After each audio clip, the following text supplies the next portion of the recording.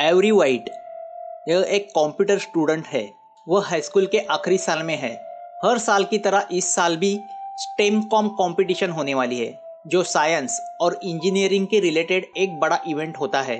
Every उस competition में हिस्सा लेके अवार्ड जीतना चाहती है, जिससे उसके आगे की जिंदगी में बहुत फायदा हो और जिसके लिए वो बहुत एक्साइट है।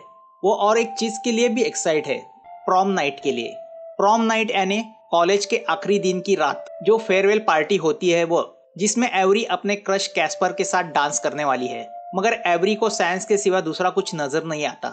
वह बात भी साइंस की भाषा में ही करती है। वह पढ़ाई में बहुत ब्रिलियंट जरूर है, मगर प्यार, दोस्ती, रिलेशंस, इन सब में जीरो है। फिजिकल रिलेशंस और लव मेकिंग, इन सब का उसे कोई एक्सपीरियंस नहीं और ना ही उसमें उसे कोई दिलचस्पी है। हाई स्कूल में सबको यही लगता है कि इस साल का अवार्ड एवरी और कैस्पर लेके जाएंगे। इस बार स्टेम कॉम का टास्क होता है एक ऐसा ऐप बनाना जो पर्सनल लाइफ के प्रॉब्लम को सॉल्व कर सके। और कंपटीशन के लिए 34 दिन बाकी है। मगर एवरी का प्रॉब्लम यह है कि उसे पता नहीं उसे क्या पर्सनल प्रॉब्लम है। लार्सन एवरी का बचपन का फ्रेंड है।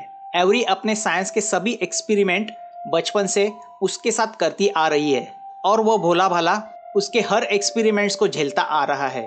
लार्सन्स का कहना है कि एवरी को आम नॉर्मल टीन एजर की तरह बिहेव करना चाहिए, उसे कॉलेज लाइफ एंजॉय करनी चाहिए। मगर एवरी को ये बातें समझ में नहीं आती। लार्सन एवरी को उसके साथ प्रॉम पार्टी चलने को रिक्वेस्ट करता है, जिसे एवरी इनकार करती है। यहाँ कैस्पर एवरी से कहता है कि प्रॉम नाइट वह एक दूसरे से इंटीमेट होके एंजॉय करेंगे, मगर जिसका एवरी को एक्सपीरियंस नहीं। और हमेशा वह यही सोचती है कि फिजिकल रिलेशंस के लिए वह अभी तैयार नहीं, क्योंकि वह कभी किसी लड़के के साथ इंटीमेट नहीं हुई और उसने आज तक उसके बारे में कभी सोचा नहीं। वह समझ जाती है कि वही उसका पर्सनल प्रॉब्लम है और फैसला करती है कि वह उसके इस प्रॉब्लम के ऊपर ही ऐप बनाएगी, जो उन लोगों के काम आएगा जो फिजिकल रिलेशन या लव मेकिंग से डरते हैं या जिन्हें इन सब का एक्सपीरियंस नहीं। एवरी को ऐप बनाने के लिए डेटा की जरूरत होती है, जिससे वो ऐप का एल्गोरिदम बना सके।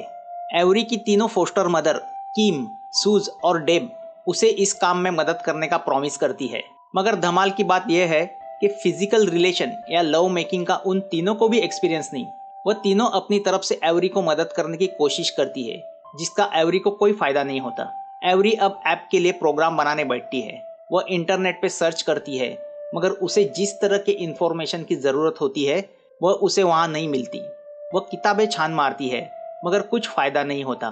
कंपटीशन नजदीक आता जाता है और एवरी के हाथ ऐसा कुछ नहीं लगता जिसके बेस पे वह अपना ऐप बना सके। अब वह डेटा कलेक्ट करने के लिए अपने दोस्तों का सहारा लेती है। वह एक एक करके सबसे लव मेकिंग के बारे में सवाल पूछती है। पहला सवाल यह होता है, मर्दों को लव मेकिंग के दरमियान क्या पसंद है और औरतों को क्या पसंद है। हर कोई अजीब सा जवाब देता है।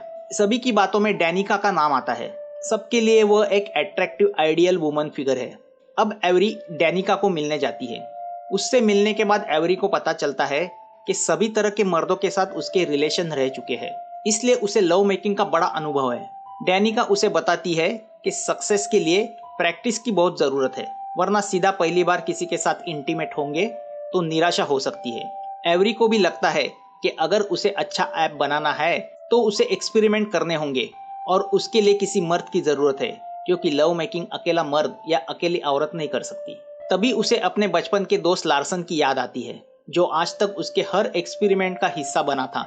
वह उसके म्यूजिक क्लास जाके सबके सामने उसे कहती है कि वह दोपहर को 3 बजे उसके घर आके लव मेकिंग पे एक्सपेरिमेंट्स करना चाहती है। उसकी बात सुनकर लार्सन शॉक होता है, क्योंकि बाकी के साइंस एक्सपेरिमेंट की बात अलग है और यह कुछ अलग है। एवरी उसे बताती है कि हम फिजिकल रिलेशनशिप रखेंगे, मगर as a experiment, no intimate feeling. Every की यह ऑफर लार्सन को अट्रैक्ट करती है। वह एवरी का टेस्ट सब्जेक्ट बनने को तैयार होता है। 3 बजे एवरी लार्सन के घर पहुंचती है। लार्सन इन सब बातों के लिए अंदर से तो तैयार नहीं। उसका मानना है प्यार और इंटीमेट होना दोनों एक दूसरे से रिलेटेड है। अगर प्यार हो तो इंटीमेट का मजा है, और अगर मैं किसी से इंटीमेट होऊंगा तो उससे प्यार करूंगा। एवरी यह मानने से इनकार करती है। उसके हिसाब से दोनों चीजें अलग है। वह उसे कहती है कि हम स्टेप बाय स्टेप जाएंगे।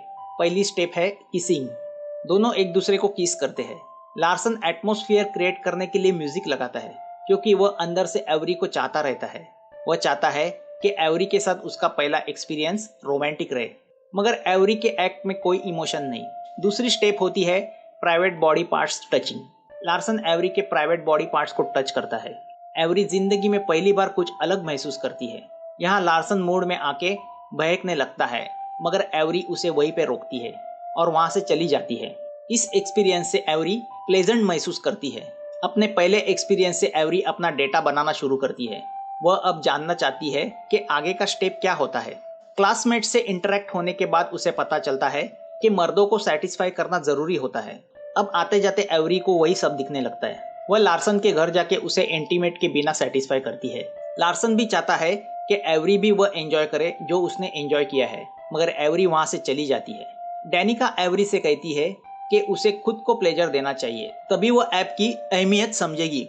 एवरी वह भी करके देखती है, मगर उसे प्लेजर नहीं मिलता और उसे ऐप के लिए एल्गोरिदम नहीं मिलता। अब वह अपने क्लासमेट से डिस्कस करती है, तभी स्टेप बाय स्टेप उसे क्या प्रोसेस होनी चाहिए वह मैथमेटिक्स के जरिए पता चलता है, जिसकी भाषा एवरी को समझ में आती है। वह डेटा ऐप में फीड करती है। एवरी बहुत खुश होती है। वह ऐप को फाइनल टच देने के लिए लार्सन के घर जाती है। वह प्रूव होना चाहती थी कि उसका ऐप यूज करके औरत भी सेटिस्फाई हो सकती है। एवरी जो पाना चाहती थी वह लार्सन उसे फील करा देता है। एवरी के दिमाग में एक चीज थी कि सक्सेसफुल मिशन वही है जहां मर्द और औरत दोनों सेटिस्फाई हो, जो वह साबित कर चुकी थी। मगर यहाँ बाद में लार्सन उससे इंटीमेट होने की कोशिश करता है, तो वह उसे मना करती है। एवरी उसे बताती है उसका ऐप इस्तेमाल करके सक्सेसफुली प्लेजर कैसे पाया जाता है यह लोग जान जाएंगे, जिससे लार्सन सहमत नहीं होता। अब एवरी को जो डेटा चाहिए था वो उसे मिल जाता है, तो वह जमा किया हुआ पूरा डेटा यूज करके अपना ऐप बना लेती है। वो फैसला करती है कि वह अपना ऐप कैस्पर के साथ इंटीमेट होते समय इस्तेमाल करेगी। रात को लार्सन एवरी को डेट पे ले जाने आता है। वह उसे कहता है कि उसके पास एग्जीबिशन के 2 टिकट्स है, मगर एवरी उसे मना करती है और एक्सपेरिमेंट में उसने उसे जो मदद किए उसके लिए थैंक्स। उसकी बातों से लार्सन अंदर से हर्ट होता है। वह जान जाता है कि एवरी के दिल में उसकी जगह सिर्फ एक टेस्ट ऑब्जेक्ट की है। प्यार तो दूर की बात है, वो तो उसे दोस्त भी नहीं समझती। वह समझ नहीं पाता इतने पास आने के बाद भी एवरी इतनी भावनाहीन कैसे हो सकती है। अपना टूटा दिल लेके लार्सन वहां से निकल जाता है। दूसरे दिन एवरी स्टेमकॉम जाने लगती है, तो उसकी तीनों फोस्टर मदर उसे ऑल द बेस्ट विश करती है। एवरी होटल पहुंचती है। कैस्पर पर्सनल फाइनेंशियल एडवाइजर नाम का ऐप इंट्रोड्यूस करता है, जिसे बहुत तालियां मिलती है। रात को एवरी कैस्पर के साथ अपना ऐप यूज करके इंटीमेट होने की कोशिश करती है। जैसे ऐप बताता जाता है दोनों करते हैं, मगर एट द एंड दोनों एक दूसरे को सेटिस्फाई नहीं कर पाते। एवरी जान जाती है कि उसका बनाया हुआ ऐप फेल हो चुका है। दूसरे दिन वह स्टेज पे अपना ऐप इंट्रोड्यूस करने जाती है, मगर वह अंदर से जानती है कि उसका बनाया हुआ ऐप उसे ही कन्विंस नहीं कर पाया, तो वह दूसरों को क्या समझाएगी। वह मन में यही सोचती है कि जो ऐप फेल हो चुका है वह उसे दूसरों को क्या कह के बेचेगी। वह सामने बैठे सभी जज और एक्सपर्ट को अपने ऐप के बारे में बताती है, मगर सब उसके ऐप को डिसलाइक करते हैं। एक भी ताली नहीं बजती, कोई भी उसके ऐप में इंटरेस्ट नहीं दिखाता। वह सब देख के एवरी समझ जाती है कि वो कंपटीशन में भी नाकामयाब हो चुकी है। वह आंख में आंसू लिए स्टेज से निकलती है, क्योंकि एवरी को पता नहीं होता कुछ चीजें ऐप से नहीं सीखी जाती, उसमें इमोशंस होना जरूरी है। कैस्पर कंपटीशन जीतता है। एवरी दूर से उसे देखती रह जाती है। रात को एवरी लार्सन के घर आती है। वह उसे डेट पे चलने को कहती है, मगर अब लार्सन उसे इनकार करता है।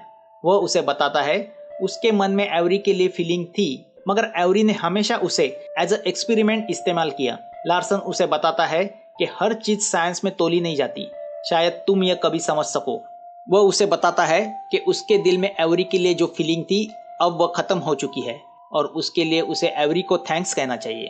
वह एवरी को कहता है कि वह ऐसे किसी लड़की के साथ रिलेशन बनाने में इंटरेस्टेड है जो उसकी केयर करे, उसे दिल से चाहे, ना कि उसे सिर्फ इस्तेमाल करे। वह उसे कहता है कि वह जिंदगी की बहुत बड़ी गलती करने से बच गया। वह एवरी को अपने घर से निकल जाने को कहता है।